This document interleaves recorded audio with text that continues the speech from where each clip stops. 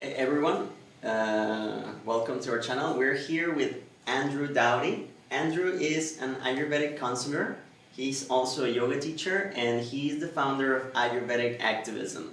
I was having a chat with him yesterday about Ayurvedic and I was honestly really impressed, and he's so passionate about it that I think this is something worth sharing with all of you. And so let's start asking you a little bit of what we discussed yesterday. I'm looking forward to hear it again. Of course. Let's jump on in. So tell me a little bit about the story behind what led you to Ayurveda. What was your journey, that path that took you from a normal civilian to this beautiful journey that you're on, right? Like, because I'm no longer normal. You can't go back once you've gone Ayurvedic. Yeah. Well, really, I think my journey is similar to many people's journey who find themselves in a healing field, oftentimes even in yoga fields. Okay.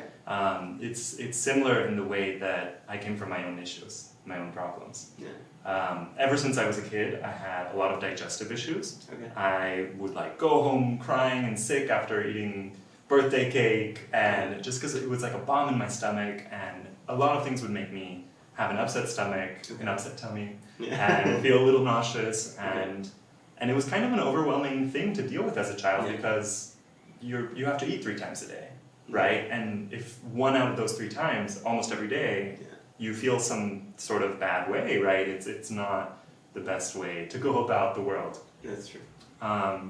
Later, when I was in my 20s, I really came to a point.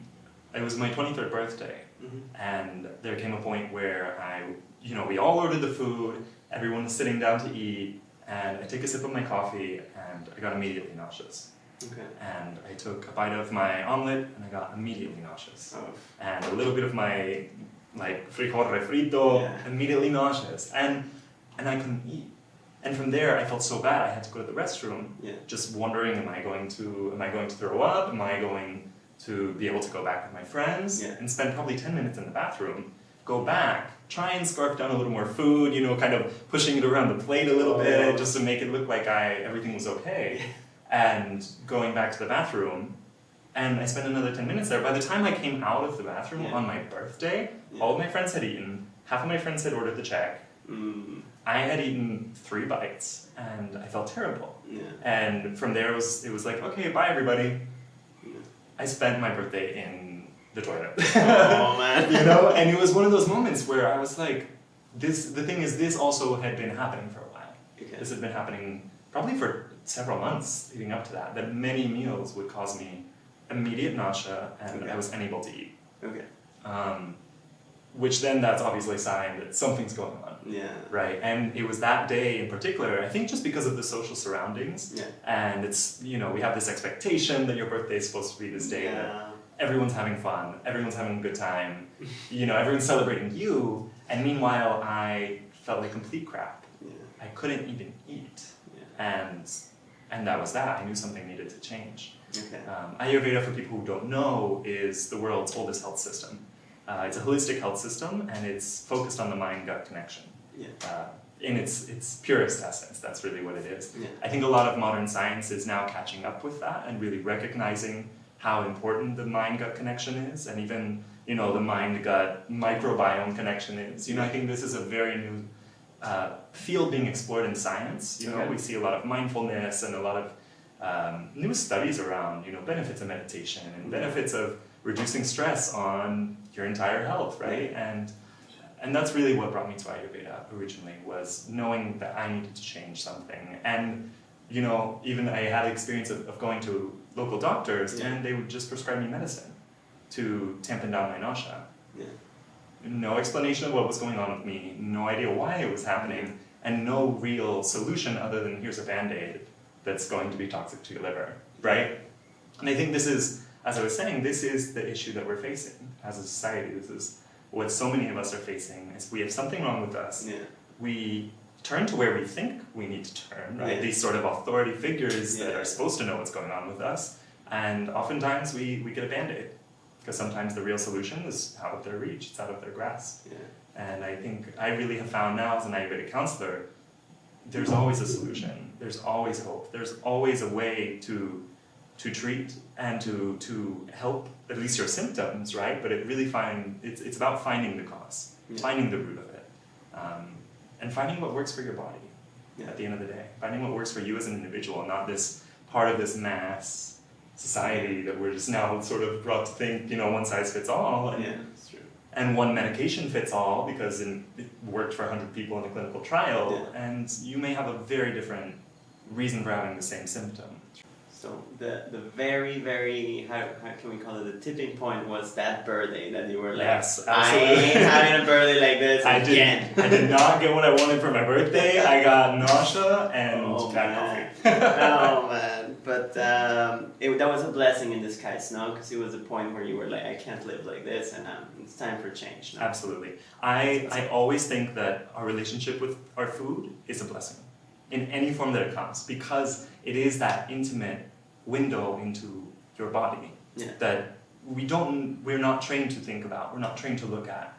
I think we really do see food as this mechanical thing that comes into our bodies and goes out of our bodies, right? But and we all sort of we've been taught you are what you eat, but we don't, on a cellular level, many of us have a deep connection to our food. We don't have a deep relationship with cucumbers and tomatoes and recognizing like these are healing medicines for us if we use them right and if they're right for our bodies at that time. Yeah. If you could tell us a little bit about what is Ayurveda. Like, I mean, it's been around for so many thousands of years. From what I know, it's like one of the first medicines in the world. The medicine of the India and stuff, or something like this. But tell me a little bit, because you were telling some stuff to me yesterday that were very, very interesting. That embracing it completely, like a way of living, right, and a lifestyle, and that really, really, it hit home, when you were talking about it. So why don't you tell me a little bit about what is Ayurveda for you, or in general? So Ayurveda, as I mentioned, is, as far as we know, the world's oldest health system. I think the only other health system that probably rivals it is the one found in the Americas, right? I mean, here in Mexico, for example, there's a really long tradition of healing medicine with the temazcales and herbs, and that's deeply rooted in the culture. And I think it's something that the culture here has had to fight to really preserve, that certain people have had to fight to preserve, with colonization, with different processes that we're trying to tamp that way of being out. We see in India, it was so accepted because it was so functional, and because India, was never colonized it was colonized by the British, but their culture was always so strong. And I think they as well, this is a tradition that's been held in the Himalayas for 5,000 years, it was not going anywhere. And the fact is, it's very related to yoga. It comes from the same philosophy. Right? So many yogis these days have kind of heard of Ayurveda. They don't really know exactly what it is. Maybe they've learned of their dosha, but beyond that, they don't know, okay, so what? Right? At the end of the day, I would say Ayurveda is the ancient art of healing your mind, body, and spirit through your connection to nature. At the end of the day, that's the simplest way of looking at it. It doesn't have to be this massively complicated thing. It really comes from the philosophy, the Vedic philosophies, that everything in the universe is made of the 5 elements, which we, I think in the West, are more familiar with 4 elements. We're familiar with fire, earth, air, and water. But Ayurveda would also add ether, or space. Right? And this is sort of even going back before discovering the Big Bang, right? And saying, you know what, everything started in a vacuum, and then from that vacuum, things started moving. That was air. And as air sort of started moving against each other, you had that heat, that movement, which is fire. Fire was able to change some of this into water, which we know is a byproduct of fire.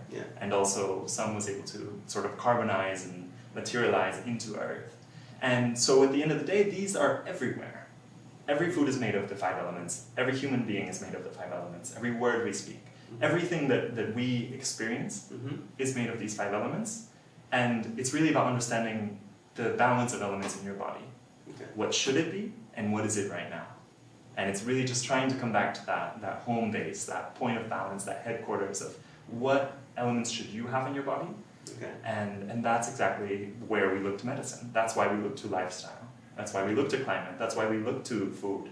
Yeah. All of these things can be medicinal, or they can be poison, right? Depending on, is this something that's balancing for you right now, or not? Okay. So it really, in its most fundamental sense, it's that. And then when people get into the doshas, which people who, this is totally new to them, the doshas are essentially energy types, right? Sort of energy clusters, right? Because the elements, they kind of like to hang out together sometimes. Okay. I would like to get into doshas. From what I understand, it's like some, put it in a simplistic way, like some certain archetypes, 3 archetypes of how you would live better, no? In relation to nature and what you eat and the way you live, right? Yeah. But first of all, I wanted to ask you, like, why do you think we need Ayurveda right now more than ever? That's such a good question. We are living in a time where we live under a patriarchal capitalist society that would have us believe that our bodies are inadequate, that our bodies are machines, that we can just run like machines. Okay. And the effects of this over the course of the last 100 years or so has been tons of whole new rates of stress, like we've never seen before, perhaps, right? We're no longer being chased by lions.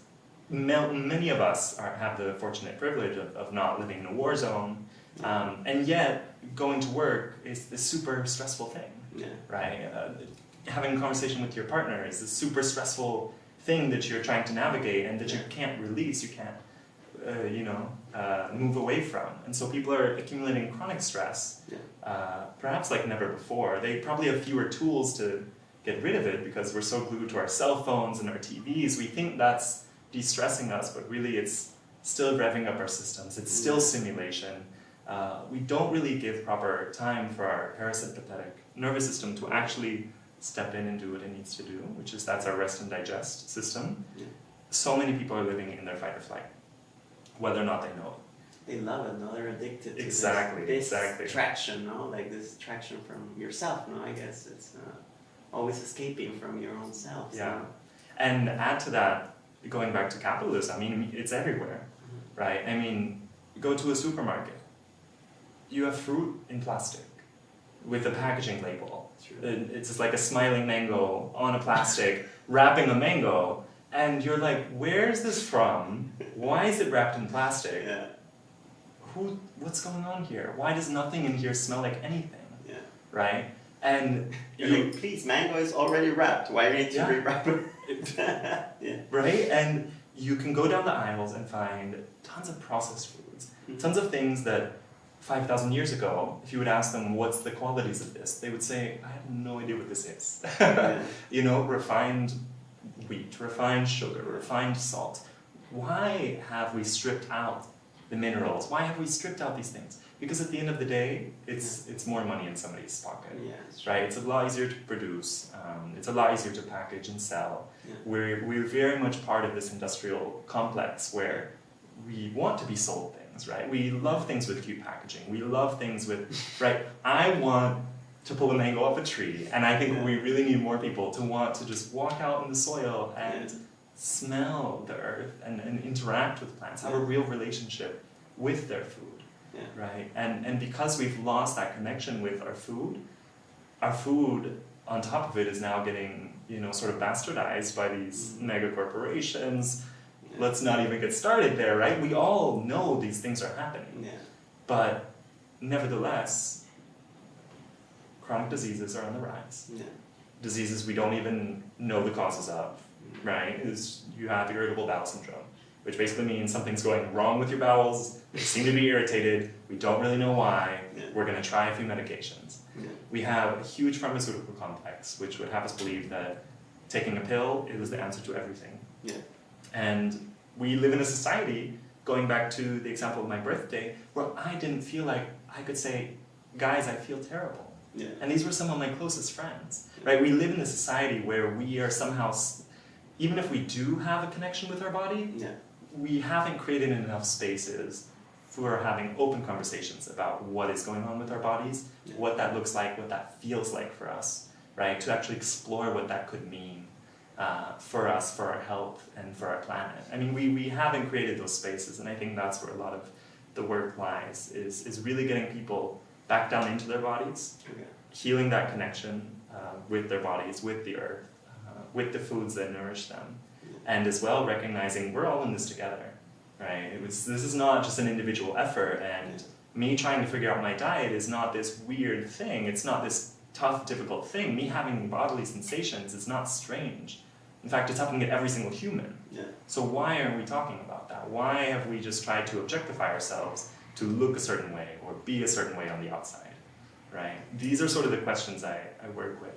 I wanted to ask you as well, you mentioned something yesterday that kind of struck me also about the effects of stress and how it like cuts down on your health, like the enzymes and the hormones, how it affects your digestion and everything. And I was like, that's true, you know, you were mentioning that you might be eating healthy, but like how's your stress level, you know? You might be eating a delicious healthy meal, but what are you thinking about while you're eating your meal? You might be stressed out about something, and that's completely ruining your digestion. Tell me from an Ayurvedic perspective, like what is this about, or a little bit. So in Ayurveda, everything starts with the digestion, right? I've had people want to discuss a skin condition that they've been trying to get rid of for years. They've tried a ton of creams. They've tried everything under the sun, and I ask them, have you tried to change your diet? They say no. And I say, well, let's start there, right? Because the idea in Ayurveda is your digestion is the root of everything. If you have good digestion and you're eating good food, that's going to turn into good blood. That good blood that nutrition is going to be coursing all throughout all of your tissues. And your tissues know what to do. When they get your bones, when they get the right minerals, they make that into bone tissue, right? When your fat cells get everything they need, they can assimilate that, right? If there's excess sugar in the body, for example, your fat cells know, okay, this is now my job. Right, same with your muscles, right? This protein, every single cell knows exactly what it needs to do, right? And I think as well that goes into trusting our bodies. That's a big part of it, right? This connection of my body knows what to do. My body has a capacity to heal, but how is my digestion? Right? It's a question we're not asking enough. I think there's a lot of focus on diet, but people aren't focusing on how's my digestion. Which this then brings us to the question of stress. As I was saying, so many people are living in fight or flight mode, almost constantly, right? We are waking up with a loud alarm clock. We are tired, we're stressed, we get in a hot shower, we drink a cup of coffee, we go to work, we're in traffic, or we're commuting, we're surrounded by all sorts of music and people. Perhaps we're even stimulating ourselves with more, a podcast or more information. Apps. Overload. Yeah, you're playing on apps. You get to work, you're stressed out, there's drama, there's things happening, there's new projects, there's things flying at you all the time. You go home, you turn on the TV, you watch Netflix. When do you turn it off? At what point have you stopped and taken a deep breath today? At what point have you given your eyes a rest, right, during the day? Or have you been staring at screens all day? At what point have you checked in with yourself? At what point have you done a body scan? Have you said, is there pressure in my head? Or did you just start getting a headache at work and you popped a pill to try and avoid that whole experience in the first place, right? Our body has a language. Our body has a beautiful body language of colors, of textures, of sounds even, of sensations, of all sorts of things going on internally. And in Ayurveda, for example, when we look at the body's anatomy, we want to see what is your internal experience of being you, right? And if your experience of being you seems to be very stressed out, that shows us something's going on, right? If you are constantly experiencing stress, as I was saying, you're in the fight or flight mode.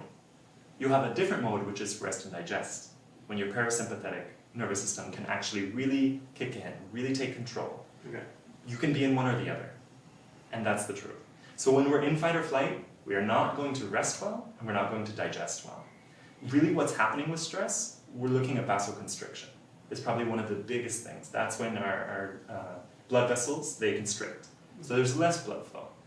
So this is sort of almost a catch-22 of Ayurveda, right? I said we need good digestion to have good blood, but we also need that blood flow to have good digestion, right? We all were in high school once, we all had lunch, and we all knew the class right after lunch, we were all half asleep, right? And the teachers knew it, I've been a teacher, I know it, it's something so real, but your body needs time to digest. It needs to send more blood, to your stomach. It needs to, do that because the water in your blood is what's going to actually allow it to generate the enzymes.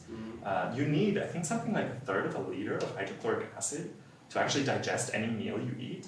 And if you don't take that liquid in, right, throughout the day, your body's going to pull it from your blood.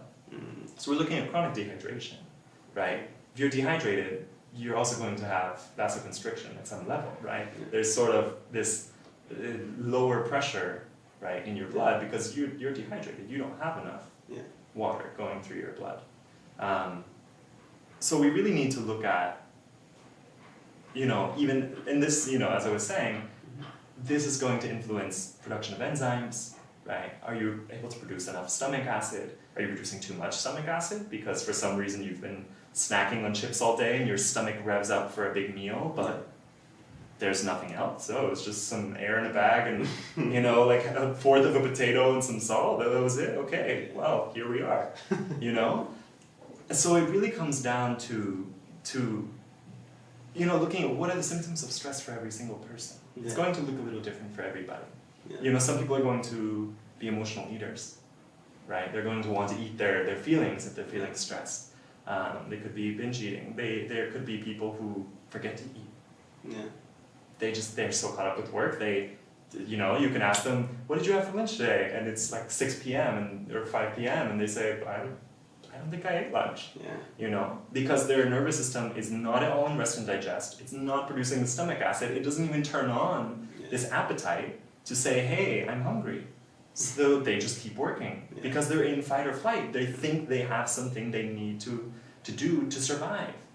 Except for you don't have to do like somebody's taxes or file a report, or you don't have to do those things to survive at the end of the day. You need to eat.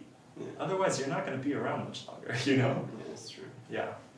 So, Andrew, you were telling me a little bit about the body language that we need to listen to, right? Like getting tuned with nature and listening to this body signals that basically our body is giving us to change something, right? That we are numb with technology or somehow we manage to ignore them.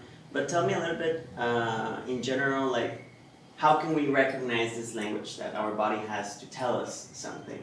Okay, great. Yeah, this is where it gets juicy for a lot of people. There's 2 big ways for sort of newcomers to Ayurveda to look at it, and one is definitely the doshas, which I'll get to. But I generally like to introduce what I call the 8 healing qualities of nature first. I think it's a much simpler way for people to then say, that's me, that's me, that's me. Then I'm about that, or that means that is Pitta, or that is Kapha. So the 8 healing qualities of nature, this really goes back to our environment, our surroundings, and our body. Right? What is our experience in our body? What is our experience of our environment? What does that feel like to us? Right? Because at the end of the day, Ayurveda would say health is you feeling good. Right? Western medical science, perhaps that's important, but how do you measure that? How do you measure you feeling good? Right? Is it blood, sugar? Is it stress hormones? What are you looking for? Right? Whereas in Ayurveda, it's a holistic look at how do you feel. So this is why we start with the qualities, right?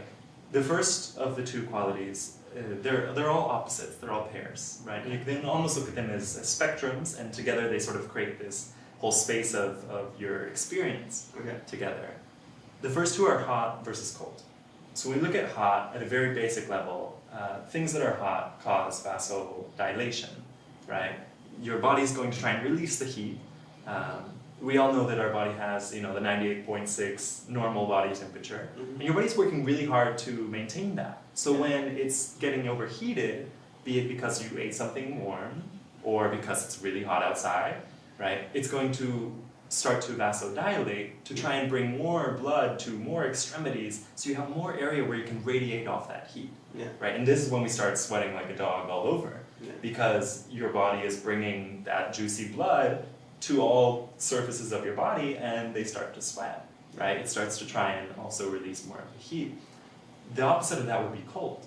So cold is causing vasoconstriction, right? So this is also why in Ayurveda we say, like, ice in water, at a restaurant is a terrible thing to have before you have a meal. Your digestive enzymes actually need to be either at your body temperature or even a little hotter in order to function. Right, of the body temperature we would say you find in your mouth, or even hotter, right, being that it's in your core. If it's below your normal body temperature, they will not work. So if you drink ice water before you have a meal, this is going to dampen your fire, right, dampen your digestion. It's going to make it so those enzymes can't do their job until your body has expended energy in heating them back up, right? But for the same reason, right, perhaps you have a condition like eczema, for example, where you have a lot of red, itchy blood flow, and you actually want to reduce the blood flow, right? Cold can be therapeutic in these ways, right? So any of these qualities can be therapeutic, or they can be, damaging, depending on how are you accumulating them. If you're too hot, you don't want to go into a sauna. If you're too cold, you don't want to go out in Washington, D.C. in the winter, right? It's not going to be a pleasant experience for you. The next of our qualities is oily versus dry. A lot of people want to think, okay, well, dry, its opposite is wet. In Ayurveda, we want to say that is true, but also you are a living body, and each of your cells is covered in a lipid membrane, right, which is essentially fat, which we find in oil. So all of your cells, in order to maintain their plump, juicy moisture inside, right, that wetness, we actually need an oil barrier. Right? We've all sort of poured oil on top of water, and we know that it creates this barrier above it. Whenever you have dry skin, right, Ayurveda would recommend just a daily oil body massage. So you would get sesame oil for you have really dry skin. If you kind of get hot and sweaty, maybe that's not the best oil. Maybe use coconut. And if you have oily skin, you're going to be like, why would I put more oil? But it can even be beneficial if you have really oily skin. Like if you're more of a Kapha type, which we'll talk about later, they even recommend mustard, seed oil, oils that are a little more warming. Right, and this is going to still prevent the skin from drying out. And that goes internally as well. Your digestive tract lining they are epithelial cells, they are skin cells. So essentially whatever's happening inside your digestive tract and whatever's happening outside on your skin are going to reflect each other. Right, and so this is why we say body language. We can look at the texture of your skin and have a very likely idea of what's going on in your digestive tract. If you have very dry skin, your cells at the very base level are dehydrated. Right? If it's cold and wintry outside and this is causing you dry skin, that's likely because of the vasoconstriction that I was talking about. It's likely because it's not even bringing fluid to those cells as it would if it were a warm, stable temperature. Right? So they all kind of start to work in conjunction, you see. If you're too oily, we want to go more dry. Right? So there's different ways to also work with that.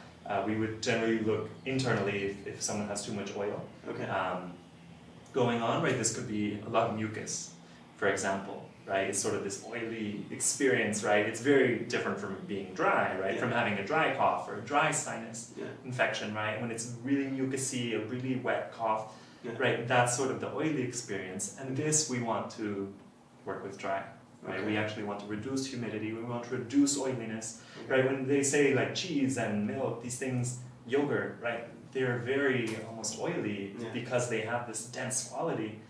They increase mucus, right, in the same way. So those are going to be things we're not going to want when we want to tend towards dry. We move from there into heavy and light.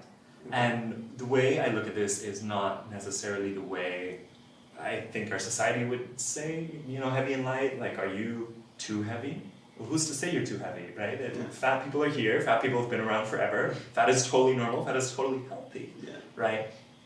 So it's not really a comparison in this way, it's not a spectrum of like who's super light, who's super heavy, but rather when we look at the qualities of foods, which food is building of your tissues, and which food is lightening of your tissues, right? We all would say a salad is light, but it's because it's not actually going to build a lot of tissue, right? It might have really important minerals, nutrients, and other things in it, but it's not going to be great if you're trying to build big muscles.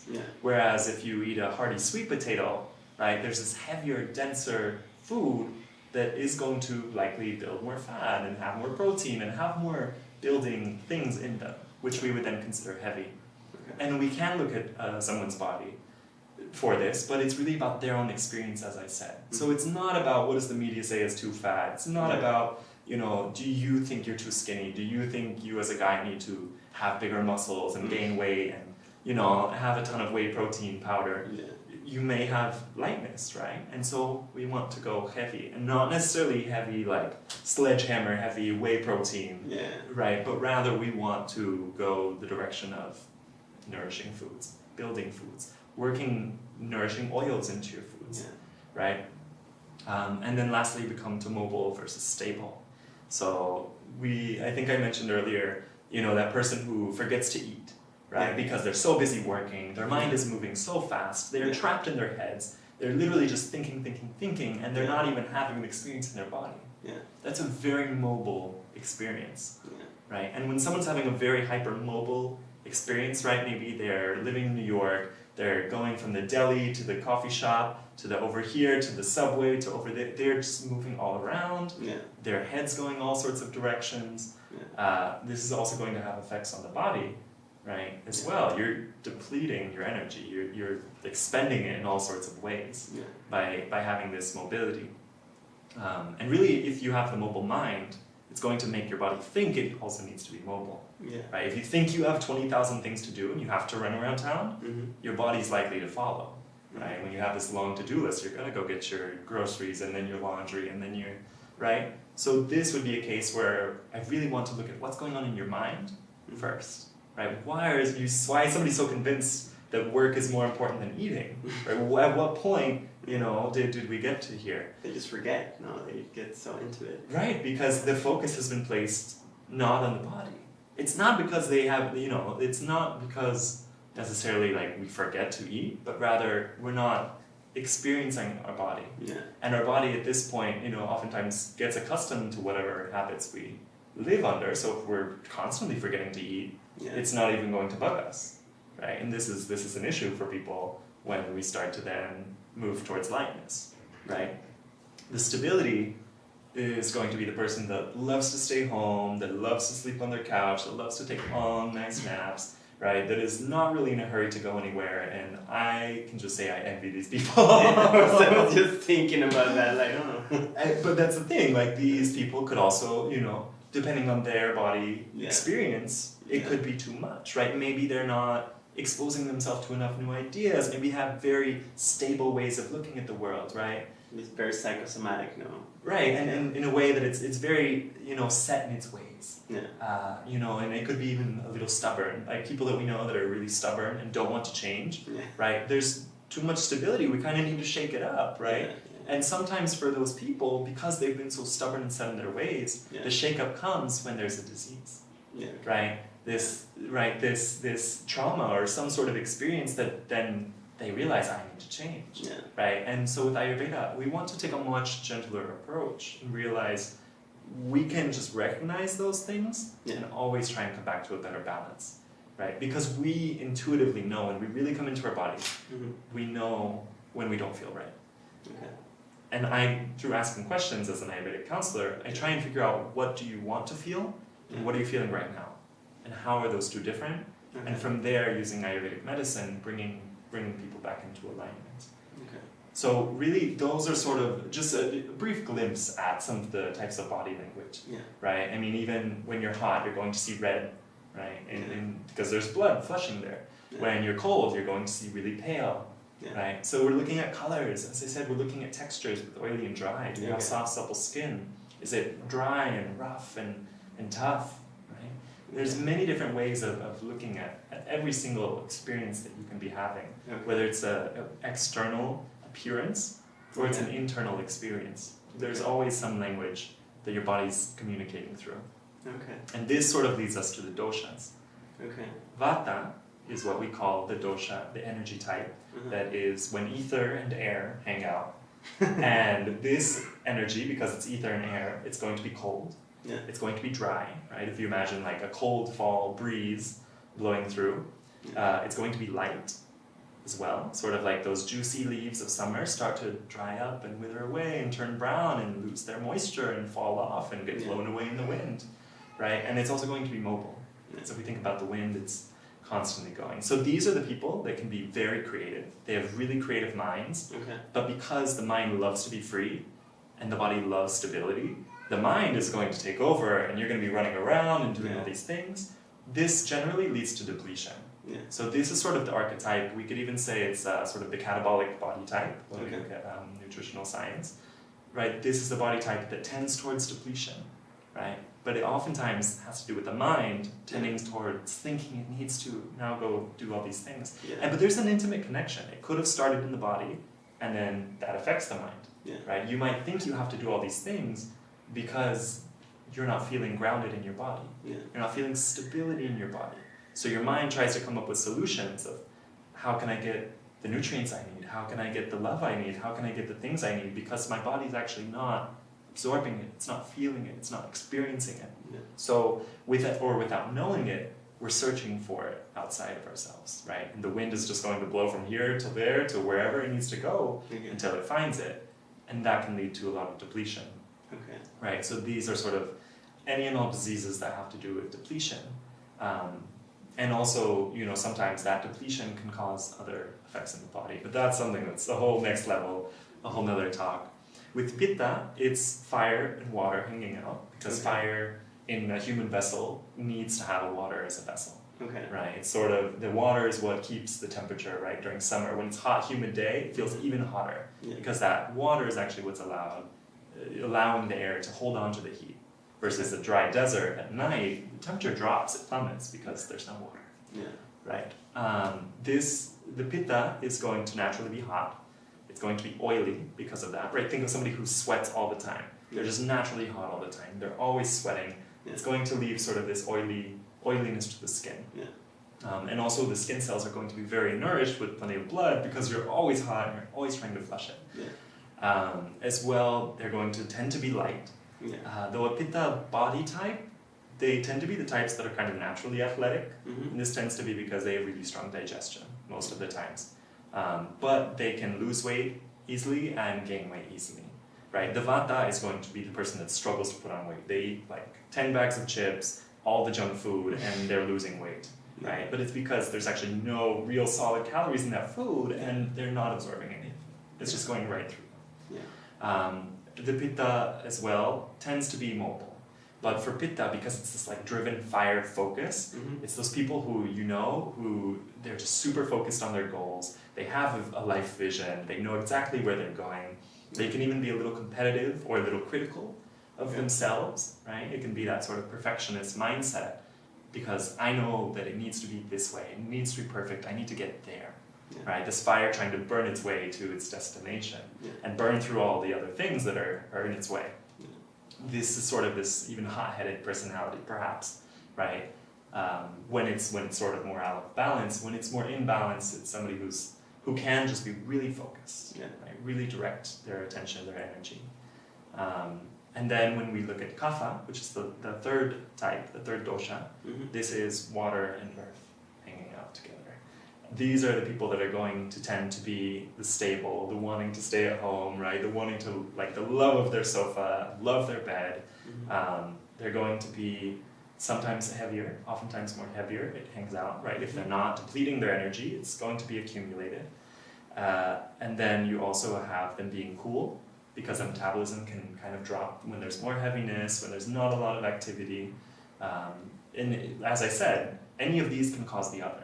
One can push another. It's not necessarily because somebody is overweight that they have low metabolism. It could be because you have low metabolism, as in the case of hypothyroidism, that now you're overweight. And then as well, there's going to tend to be oiliness, but it's because of stagnation. It's because of congestion, right? So the kapha is going to have a lot of mucus. You're going to kind of be this person that every now and then they kind of, if you're around somebody who has sort of a kapha imbalance, they're taking a deep sigh every now and then.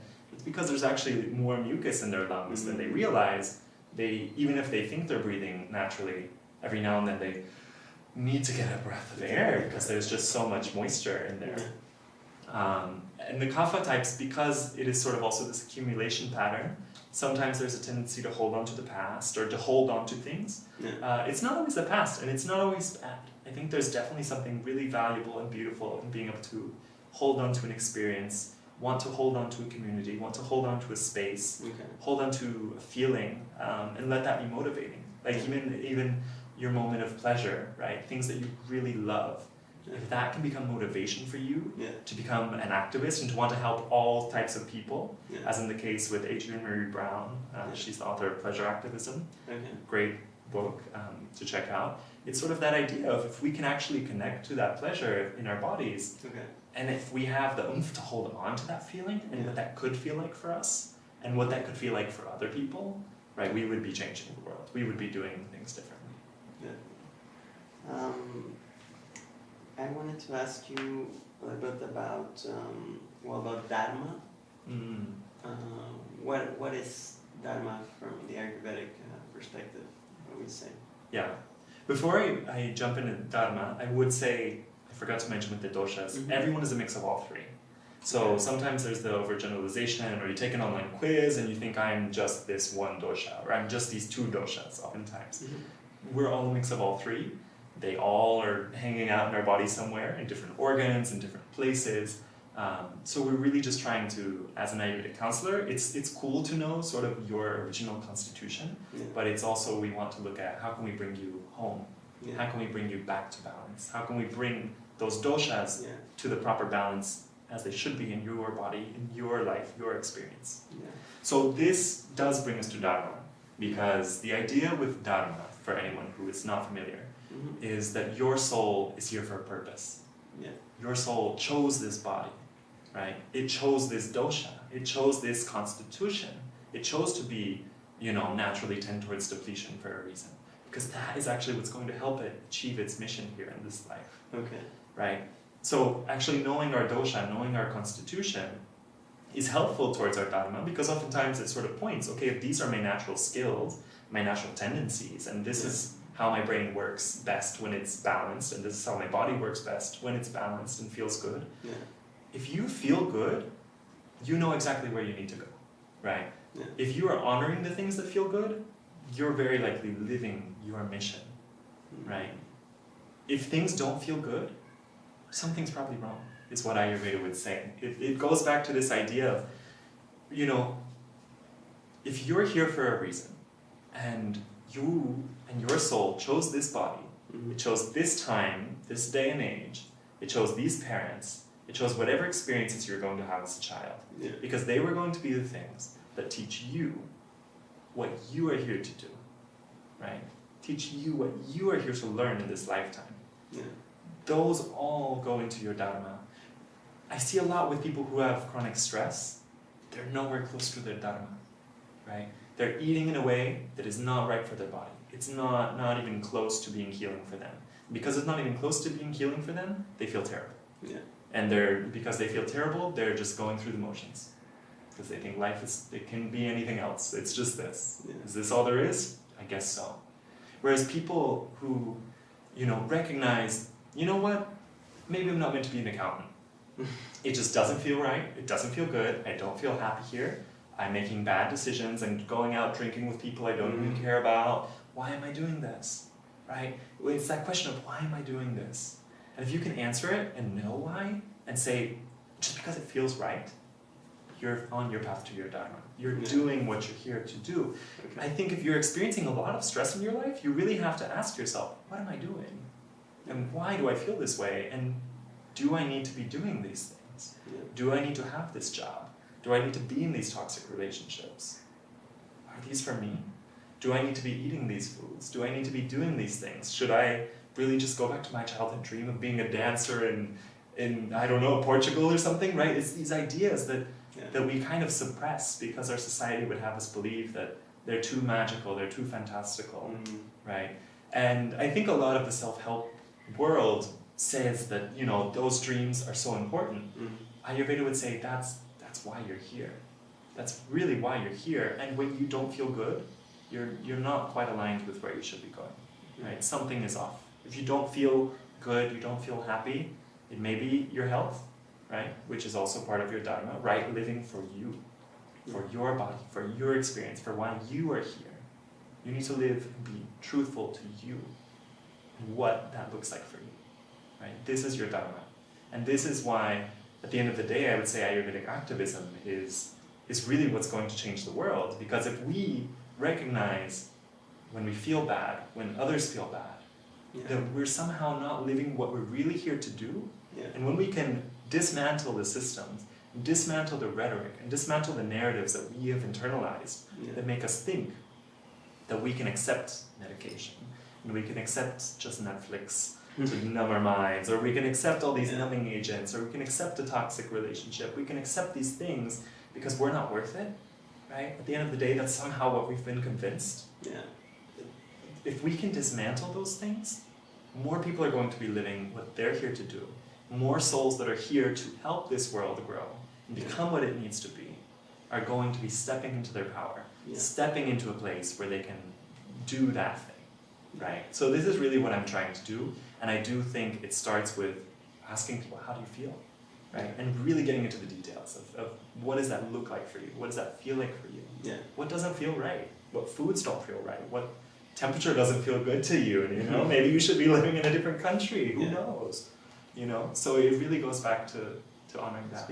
Yeah, there you go. A little bit hot here. I wanted to ask you before,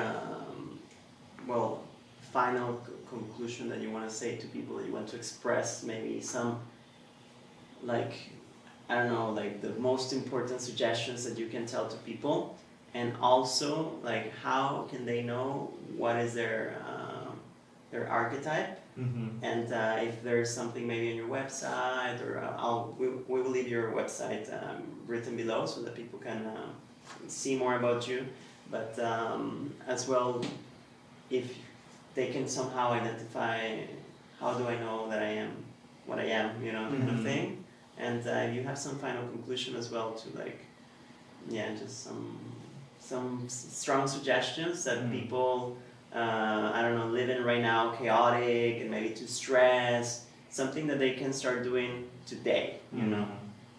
What would you say? I would say even you know, a lot of people, as I said, and as you just mentioned, are really curious when they first hear about Ayurveda to know what is my dosha. And even from this talk or any talk on Ayurveda, people probably have some sense of what am I? You know, you've been in your body for however long you've been in it. You know, do you tend to gain weight? Do you tend to lose weight? You know, you know if you get heartburn. You know if you're that person who forgets to eat. You know those things have been true for you for a long time. But what I would urge people, you know, you can find 1,000,001 dosha quizzes online. Okay. Just what's my dosha? I don't have one on my website. I feel like maybe I should make one, but at the same time, to me, it goes a little counter to what I'm trying to do. Only in that, you know, and it's not about, oh, you need to work with me, you need to work with an Ayurvedic counselor to know. No, it's you knowing what it feels like to be you. At the end of the day, it's that. Ayurveda can be very simple.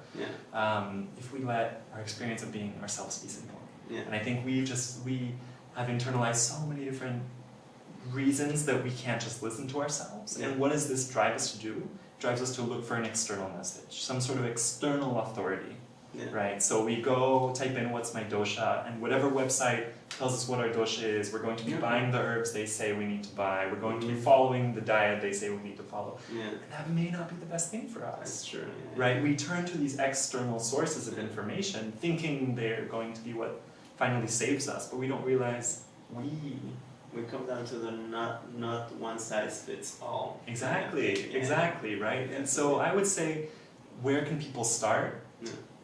Ask yourself, how do you feel? Right? It's sort of this cheesy question that I think people are like, what do you mean, how do I feel? But it's really like even using those 8 qualities. How do you feel? Do you feel today, right now, hot, cold, balanced? Oily, dry, balanced? You know, how do you feel in your body? Do you feel pressure somewhere? Do you feel like maybe I shouldn't eat right now? Do you feel like, holy crap, maybe I should put my phone down? What do you feel? You know, that's the best place to start.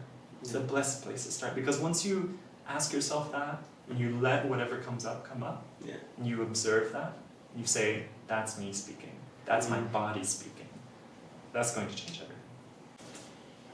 So I think that's a great advice for the people, like for sure, like as you're speaking, like I'm kind of like giving myself a little biofeedback, you know, like, how do I feel right now? And I hope people listening are like, how do I really feel? And then I'm listening to you, and then suddenly I start, like, you know, trying to practice what you're telling me, and like, it's very interesting. So I really appreciate that you accepted this interview with us, and we'll leave your guys, if you want to contact him, we'll leave his contacts below, and I don't know, I think it's a great way to go to get back to our roots and start looking this connection with nature and everything. I really appreciate your time and your effort, your passion for it. I think it's definitely people like you who make changes in the world, and I would say appreciate everyone's here to do that.